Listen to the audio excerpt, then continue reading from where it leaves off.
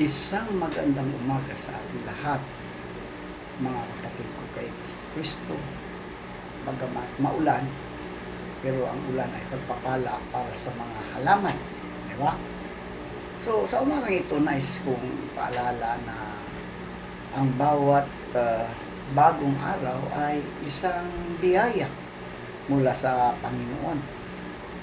Maaaring may mga pagod, alalahanin o hamon tayong dala, ngunit ang katapatan ng Diyos ay nanatiling bago tuwing umaga.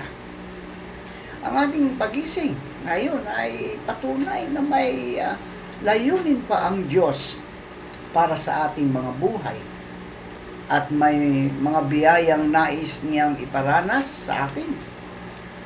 Naway buksan natin ang ating mga puso sa kaniyang mga salita at hayaang gabayan tayo ng kaniyang espiritu.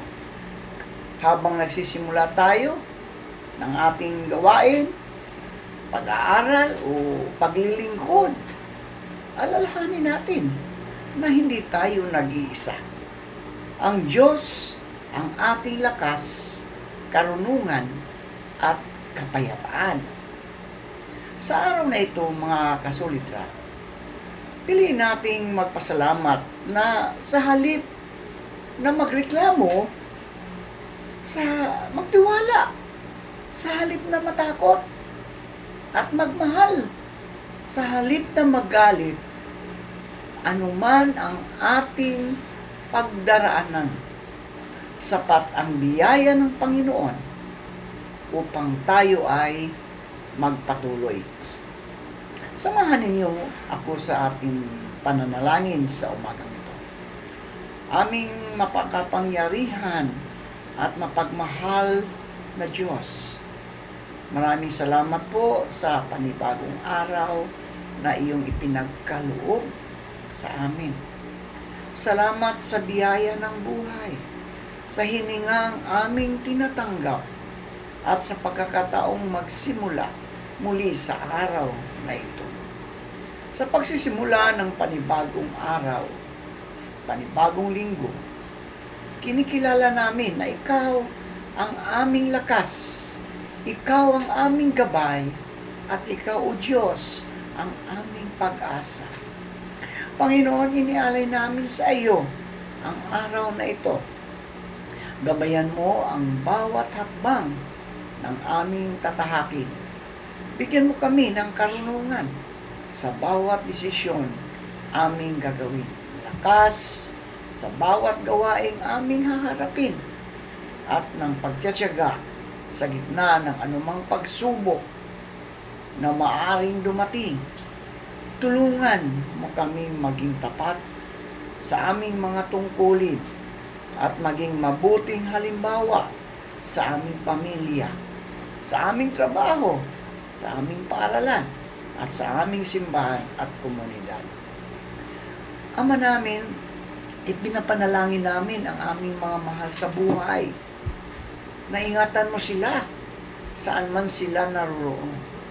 Pagkalooban mo sila ng mabuting kalusugan, kapayapaan ng isip at kaligtasan sa lahat ng uri ng kapahamakan.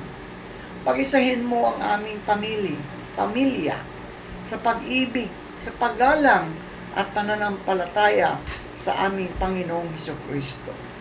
Panginoon, ipinagdarasal din namin ang aming mga manggagawa, ang mga guro, ang mga mag-aaral, mga negosyante, mga kawani at mga magsasaka at mangingisda, at lahat ng nagsisikap na maitaguyod ang kanilang mga pamilya. Pagpalain mo ang kanilang mga kamay at ang bunga ng kanilang pagpapagal. Bigyan mo sila ng lakas ng katawan, malinaw na pag-iisip at pusong puno ng pag-asa. Amen. Mga kasolidra, ang tanong ko sa inyo ngayon, ano ang nangyayari sa mga hindi naniniwala pagkatapos mamatay. Ano mangyayari sa atin pagkatapos tayo mamatay? Lalong-lalo na yung mga hindi naniniwala. So ito po ay isa sa pinakamahalagang tanong tungkol sa buhay at pananampalataya. Kung ang sagot ay ibabatay sa Biblia, mga kasolidra, malinaw na itinuturo nito na ang kamatayan ay hindi ang katapusan ng lahat. May darating na paghuhukom at magiging walang hanggang kalagayan ng tao sa nakasalalay sa kanyang tugon sa Diyos. Ayon sa Biblia, mga kasolidra, ang bawat tao ay nagkasala at nagkulang sa kalulhatian ng Diyos. Ayon sa Roma 3:23. Dahil dito, ang lahat ng nangangailangan ng kaligtasang inialok ng Diyos sa pamagitan ni Hesukristo. Hindi sinugo ng Diyos ang kanyang anak upang hatulan ang sanlibutan, kundi upang iligtas. No? Iligtas ito. Ngunit mga kasolidra, ang tao ay may kalayaang tanggapin o tanggihan ang alok na ito ng kaligtasan. Sinasabi ni Jesus sa Juan 3:18, ang sumasampalataya sa Kanya ay hindi hinahatulan, ngunit ang hindi sumasampalataya ay hahatulan, na sapagkat hindi siya sumasampalataya sa pangalan ng bugtong na anak ng Diyos. Dito mga kasolidrak, ipinapakita ng talatang ito na ang hindi mananampalataya ay may espiritual na bunga. Ang paghihiwalay sa Diyos ay hindi dahil nais niyang mapahamak ang tao, kundi dahil tinanggihan ng tao ang biyayang kaniyang inihandog. Itinuturo rin sa Hebreo, Kabanata 9, talatang 27, na itinakda sa tao ang mamatay ng minsan, di ba? Itinakda na sa tao ng mamatay ng minsan. At pagkatapos, ito ay ang paghuhukom. So, ibig sabihin, mga kasolidra, pagkatapos ng kamatayan, ay haharap ang bawat isa, tayo ay harap sa Diyos. Di ba? Walang sino man ang makatatakas sa kanyang makatarungan at banal na paghuhukom. Ang Diyos ay ganap na makatarungan, ngunit siya rin ay ganap na maunawain. Ayon sa Matthew, talatang 20, Kabanata 25, talatang 46, sinabi ni Jesus na magkakaroon ng paghihiwalay sa pagitan ng mga tumanggap sa Kanya at ng mga tumanggi sa Kanya. So, ang mga tao ay papasok sa walang hanggang kaparusahan. Ngunit ang mga matuwid ay sa buhay na walang hanggan. Para sa maraming Kristiyano, ito ang batayan ng paniniwalang ang mga tumanggi kay Kristo ay mananatiling hiwalay sa Diyos magpakailanman. Gayunpaman, may iba't ibang interpretasyon sa loob ng Kristyanismo tungkol sa eksaktong kalikasan ng kaparusahan ito. Ang pinagkakasunduan ay ang Diyos ang may huling salita sa paghuhukom. Mahalagang maunawaan na ang mensahe ng Biblia ay hindi lamang tungkol sa babala, kundi tungkol din sa pag-asa. Hindi nalulugod ang Diyos sa kapahamakan ng tao. Ayon sa 2 Pedro, Kabanata 3, talatang 9, hindi nais ng Panginoon na ang sinuman ay mapahamak, kundi ang lahat ay magsisisi. So ito ang nagpapakita ng puso ng Diyos. Ang kanyang hangarin ay ang kaligtasan ng tao. Kaya nga isinugo niya si Jesucristo upang akuin ang kaparusahan ng kasalanan sa krus. Ang sinumang magsisisi at sasampalataya kay Kristo ay may pangakong kapatawaran at buhay na walang hanggan. Gayunman, dapat ding tandaan na hindi tungkulin ng tao ang magpasya kung sino ang tiyak na mapupunta sa langit o sa impyerno. Ang Diyos lamang, mga kasolidra, ang Diyos lamang ang nakakaalam sa buong puso, sa buong buhay at pananagutan ng bawat tao. Siya lamang, siya lamang ang ganap na makatarungan at maawain sa kanyang paghuhukom. So, ang mensahe ng Biblia, mga kasolidra, ay isang paanyaya sa bawat tao na lumapit sa Diyos habang may panahon. Ang buhay sa mundo ay pansamantala, ngunit ang ating relasyon sa Diyos ay may walang hanggang kahalagahan.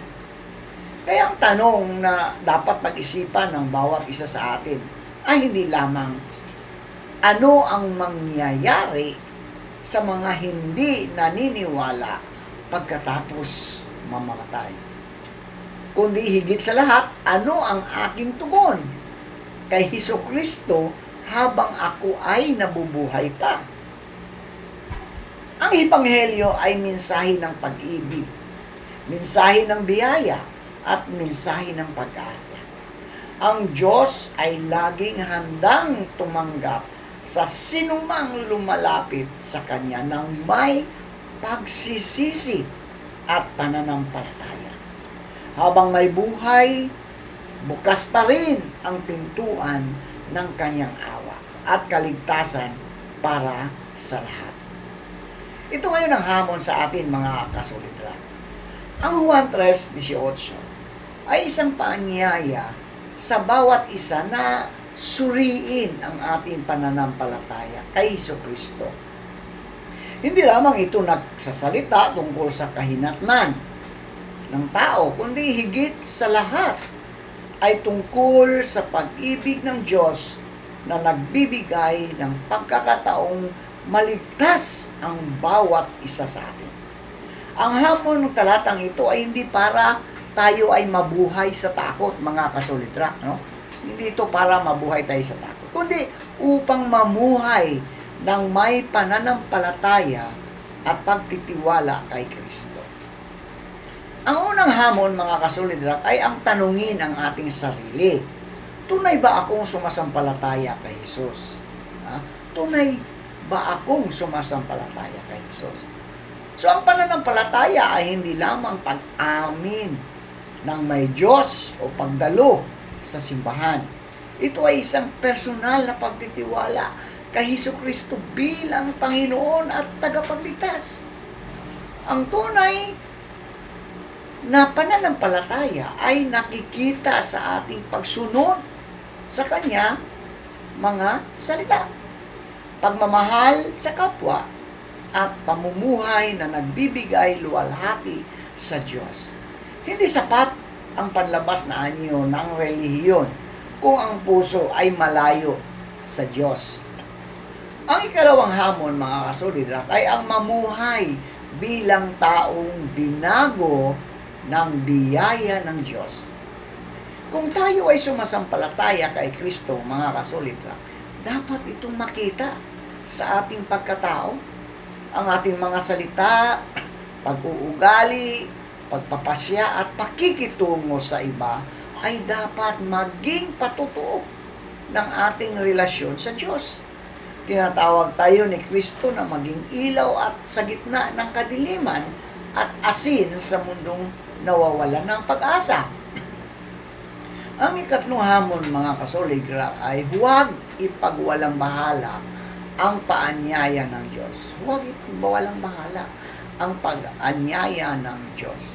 Ang bawat araw ay pagkakataong lumapit sa Diyos. Walang nakaalam kung hanggang kailan ang ating buhay sa mundong ito. Kaya huwag nating ipagpaliban ang pagsunod sa Kanya. Ang biyaya ng Diyos ay bukas ngayon at ang Kanyang paanyaya ay para sa lahat ng handang tumugon ng may pagsisisi at pananampalataya. Ang ikaapat na hamon ay ang bahagi o ibahagi ang mabuting balita sa iba. Marami pa ang hindi nakakakilala kay Kristo o may maling pagkaunawa tungkol sa Kanya. Bilang mananampalataya, mga kasulitra, tinatawag tayong maging mga saksi ng Kanyang pag-ibig. Ang ating buhay at mga salita ay maaaring maging daan upang ang iba ay makilala ang Diyos at maranasan ang Kanyang pagliligtas. Hindi ito dapat gawin ng may pagmamataas o paghatol, kundi ng may kababaang loob, may pag-ibig at may malasakit. Ang ikalimang hamon ay ang magtiwala sa katarungan at awa ng Diyos. Hindi tayo ang hukom ng kapwa, mga kasolidrak. Hindi tayo ang hukom. Ang Diyos lamang ang ganap na nakakakita ng puso ng bawat tao. Ang ating tungkulin ay mahalin ang ating kapwa, ipanalangin sila, at maging tapat sa pagpapahayag ng Ibanghilyo. Iwan natin sa Diyos ang huling paghuhukom, mga kasolidrak, sapagkat siya ay ganap na makatarungan at ganap ding maawain. Mga kasolidrak, ang Juan 3:18 ay isang paalala na ang pananampalataya kay Hesukristo ay isang desisyon may walang hanggang kahalagahan. Huwag natin hayaang lumipas ang bawat araw nang hindi natin pinatitibay ang ating relasyon sa Panginoon. Kung tayo ay sumasampalataya na sa Kanya, mamuhay tayo ng may katapatan at may kabanalan. Kung may mga bahagi ng ating buhay na kailangan pang isuko sa Diyos, gawin natin ito ngayon, mga kasolidrak. Isabuhay natin ang ating pananampalataya sa bawat araw. Ibahagi ang pag-ibig ni Kristo sa ating kapwa at mamuhay ng may pag-asa at katapatan hanggang sa araw na tayo ay humarap sa Diyos. Sapagkat ang tunay na pananampalataya, mga kasolidrak, ay hindi lamang ipinapahayag ng bibig. Ito ay nakikita sa ating pusong lubos na nagtitiwala, lubos na sumusunod, at lubos na nagmamahal kay Hesukristo. Tayo po ay manalangin. Aming mapagmahal at makapangyarihang Ama sa langit, taos puso kaming nagpapasalamat sa iyong presensya na may saan aming naaranasan sa oras na ito. Salamat sa iyong banal na salita na nagbibigay liwanag sa aming isip, nagpapatatag sa aming pananampalataya, at nagpapaalala sa amin ng iyong walang hanggang pag-iisip at katapatan. Panginoon, naway ang aming mga natutuhan ay hindi lamang manatili sa aming isipan, kundi may sa buhay namin sa bawat araw. Bigyan mo kami ng pusong handang sumunod sa iyong kalooban at labi na magpapahayag ng iyong kabutihan at ang kamay na naging hadlang maglingkod sa aming kapwa.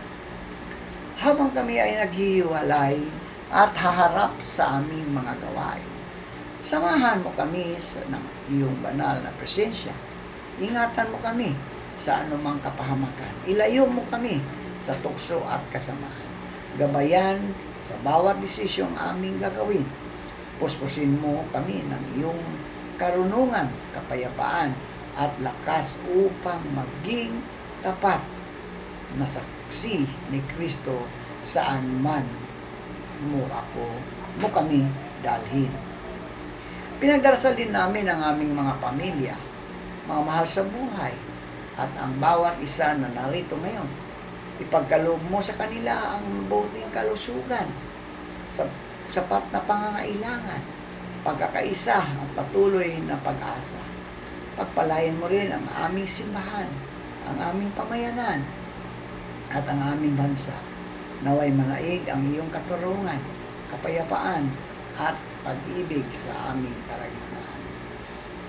Maraming salamat, Ama, sapagkat nananalig kaming patuloy mo kaming samahan at pagpalain sa bawat araw ng aming buhay. Sa iyo namin inialay ang lahat ng papuri, pasasalamat, karangalan at kaluwalhatian. Sa lahat ng ito ay aming dinalangin sa makapangyarihang pangalan ni Jesucristo na aming Panginoon at tagapagligtas. Amen at amen.